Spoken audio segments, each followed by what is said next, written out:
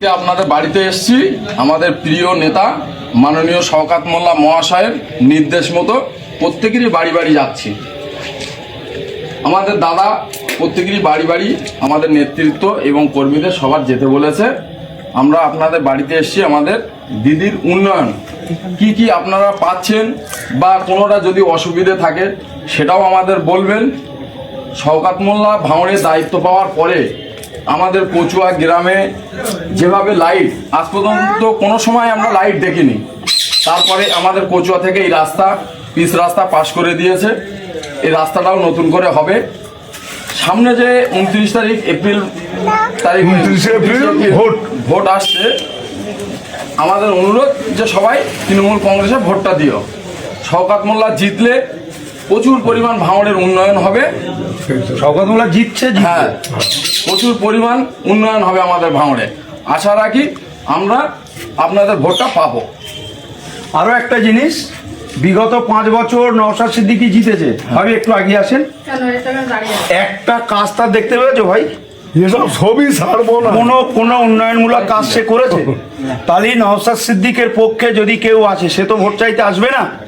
এই যেমন চালতে পেরে সেদিন র্যালি করতে গিয়ে একজন ভাই সাহসের সঙ্গে তাকে প্রশ্ন করেছে, হুজুর 5 বছর হসপিটাল? না, ওকে হুজুর বলা যায়নি, হুজুর বলেনি। ভাই 5 বছর হয়ে গেল, হসপিটাল কোথায়? সেম ভাবে আপনার বাড়ি যখন ভোট চাইতে আসবে, যে ভাঙড়ের মানুষ আপনাকে 5 বছরে, আশাবুল ভাই শোনো, 5 বছর আগে ভাঙড়ের মানুষ তোমাদেরকে ভোট দিয়েছিল। সেই ভোট পাওয়ার পরে ভাঙড়ের কোন কাজটি করেছো? ফোনটা দাও। সরাসরি প্রশ্ন করা, কথার মধ্যে কথা বলিস না, কেটে দেব। একদম সরাসরি প্রশ্ন করা যে কোন কাজটা করেছো। যদি কাজ না করো এখানে ভোট চাইতে আসো। সরাসরি কোন কাজটা করো, যদি কাজ না করো এখানে ভোট চাইতে আসো। দর্শক, এই ভিডিওটি ভাঙড়ে সাধারণ মানুষের বাড়িতে বাড়িতে শওকত বাহিনী গিয়ে ভোট চাইছে।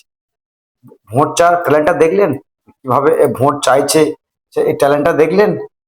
নওশাদ সিদ্দিকী কি উন্নয়ন করেছে, শওকত মোল্লা যদি ভোটে জেতে উন্নয়ন করবে, যদি জেতে। বুঝতে পারছেন? সাইড থেকে আরেকজন বলছে না, জিতে গিয়েছে। তো আপনারা এত কনফিডেন্স যে আপনারা জিতে যাবেন ভাঙড়ে, তো আপনারা মানুষের বাড়িতে বাড়িতে গিয়ে ভোট চাইছেন কেন? এত তো আপনারা 100 কোটি টাকা, নাকি 100 কোটি টাকা উন্নয়ন করেছে ভাঙড়ে শওকত মোল্লা দায়িত্ব পাওয়ার পরে। বাড়িতে বাড়িতে গিয়ে ভোট চাইছেন কেন? আর শওকত মোল্লা যেতে পারছে না কেন? শওকত মোল্লা তিনি নির্বাচনে প্রতিদ্বন্দ্বিতা করছে ভাঙড় থেকে, তিনি যেতে পারছে না কেন? কর্মীদেরকে দিয়ে আর মোবাইল একটা হাতে ধরিয়ে দিয়ে পাঠিয়ে দেওয়া হচ্ছে বাড়িতে বাড়িতে।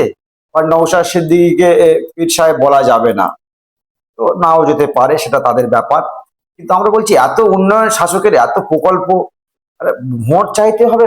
ভাঙড়ের মানুষ ঠিক করে নিয়েছে, ভাঙড়ের মানুষ ঠিক করে নিয়েছে ভোটটা কোথায় দেবে। ওই শওকত মোল্লাকে ভাঙড়ের মানুষ জেতাবে?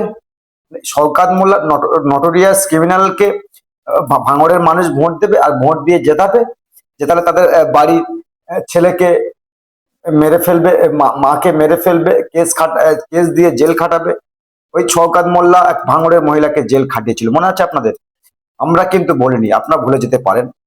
ওই মুখ্যমন্ত্রীকে বলেছিলেন, কি একটা ভাষা বলেছিলেন না, যে বিধবা মেয়ে ছেলে, এরকম একটা কথা বলেছিলেন, তাকে জেল খাটিয়েছিলেন। ভাঙড়ের মানুষ ভুলে যায়নি, ভুলে যেতে পারে না।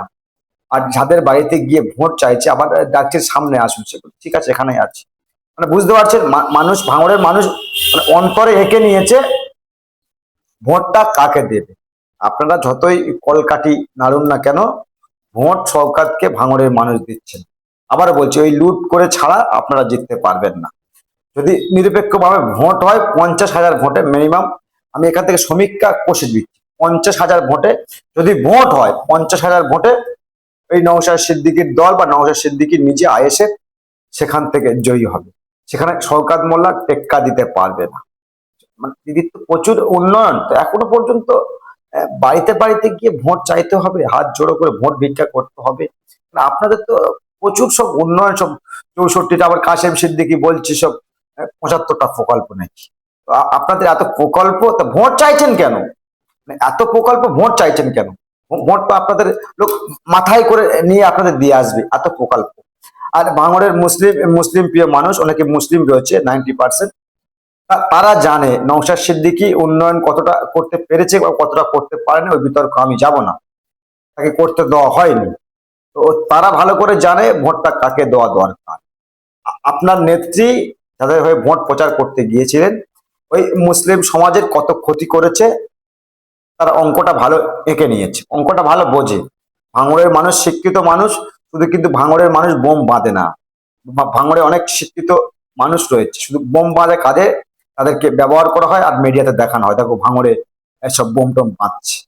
বা ভাঙড়ের মানুষ এখনো শিক্ষিত মানুষ রয়েছে, তারা অঙ্কটা না ঠিক করতে পারে, অঙ্কটা ঠিক আঁকতে পারে, অঙ্কটা ঠিক বোঝে যে কাকে জেতালে কি হবে, সেটা তারা ভালো করেই বোঝে। অতএব এই শওকত মোল্লা বাড়িতে বাড়িতে যেতে পারছে না, লোকদেরকে দিয়ে হাতে একটা ফ্ল্যাগ ধরিয়ে দিয়ে, একটা মোবাইল ধরিয়ে দিয়ে এভাবে শওকত সাহেব ভোটে জেতা যায় না, এইভাবে ভোটে জেতা যায় না। আর জিততে তো আপনি পারবেন না। এই সাইড থেকে একজন বলছিলেন নওশাদ সিদ্দিকী উন্নয়ন করতে পারেনি, কি সব করেছেন, হসপিটাল করার কথা ছিল, আরে আপনারা তো করতেই দেননি। নওশাদ সিদ্দিকীর দাদা হসপিটাল করবে বলেছিল ভাঙড়ে, জিতিহারি, আপনারা করতেই দেননি তাকে। উন্নয়নটা দূরের কথা, লাখের টাকা ফিরে যাচ্ছেন, বুঝতে পারছেন, এমএলএ কোটা টাকা ভাঙড় থেকে ফিরে যাচ্ছে, কাজ করতে দিচ্ছে না। বলছে নওশাদ সিদ্দিকী কি উন্নয়ন করেছে, আপনারা উন্নয়ন করেছে, রাস্তা সব নাকি স্যাংশন হয়ে গিয়েছে, রাস্তা পরে হবে, আগে রাস্তাটা করুন।